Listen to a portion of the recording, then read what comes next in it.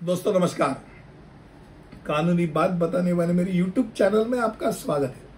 आज का विषय जुवेनाइल क्रिमिनल्स, किशोर गुनहगार। अब किशोर ये वो व्यक्ति है जिनकी आयु 18 के ऊपर है, 18 से कम है, 18 वर्ष से कम है, उनको हम किशोर वयीन बोलते हैं। अब ऐसे व्यक्ति ने जब अपराध किया है तो उस अपराध को किशोर गुनहगारी करके माना जाता है और जुवेनाइल एक्ट के तहत उसको उसके ऊपर उसका मुकदमा चलाया जाता है।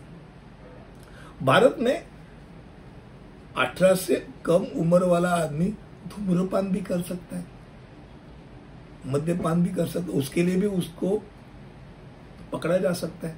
अब ये गुना जो है, ये गुने से आदमी को हम ठीक कर सकते हैं। इसमें बहुत सारा अच्छा चांस रहता है कि वो उसको सुधारने में हम सफल हो सकते हैं। पर ऐसे भी गुने होते हैं कि जिसको हम बोल सकते हैं कि भाई उसको सुधारने में और वक्त लग सकता है। ऐसे भी किशोर गुनहगार रहते हैं जो रेप में, बलात्कार है, खून करते हैं, चोरी डकैती में शामिल हो जाते हैं। अब ऐसे लोगों का और पहले वाले लोगों में, दोनों में फर्क तो करना जरूरी है। अब जुवेनाइल जो रहते हैं किशोर अपराधियों में भी दो प्रकार होते हैं। एक तो बार बार अपराध करने वाला अपराधी, जो मैंने बताया कि भाई मैंने पॉकेट मार करने वाले को पकड़ा है, उसको सुधारना का प्रयास किया, उसको छोड़ने के बाद वापिस उसने पॉकेट मार की, भाई उसके दिमाग में पॉकेट मार ही करना है, तो उसको सुधारने में बहुत वक्त लगता है। और वो आयु विशिष्ट अपराधी होता है, वो दूसरे प्रकार का होता है। मैंने बताया पहले कि जहाँ सिगरेट पीते पीते पकड़ लिया, जहाँ दारू पीते पीते पकड़ लिया, भाई उसको उसका अच्छी तरह अगर संबोधन किया जाए, उससे बात किया जाए तो सुधार सकता है। अब 18 से कम उम्र वाला जो गुनहगार रहता है उसको आम गुनहगारों की तरह उसके ऊपर मुकदमा नहीं चलाया जाता। उसको उसके पालक रहते हैं, जो पेरेंट्स होते हैं, उनको उसके साथ रहने का एक अवसर होता है, चोरी न रखने का एक अधिकार होता है, जल्द सुनवाई होने का उसको पास अधिकार होता है। यानी अलग अलग अधिकार उनको दे दिए गए। उनको जहाँ मतलब एजुकेशन का अधिकार होता है, उनको सिखाया जाता है। एक बात है कि समाज में ये 100% आपने ये समझ होनी चाहिए कि ऐसे किशोर गुनहगार पैदा क्यों होते हैं। ऐसे बहुत सारे कारण हैं। उनमें से जैसे किसी का पिता ही अपने बच्चे को बोलते हैं चल चल चोरी कर, इसका ऐसा ऐसा तुझे करना है, पॉकेट मारी करना है, घर चलाने के लिए तुझे काम करना है। अब ये काम ही ऐसा दे दिया तो वो बेचारा वो कहाँ से उसको समझ में आएगा।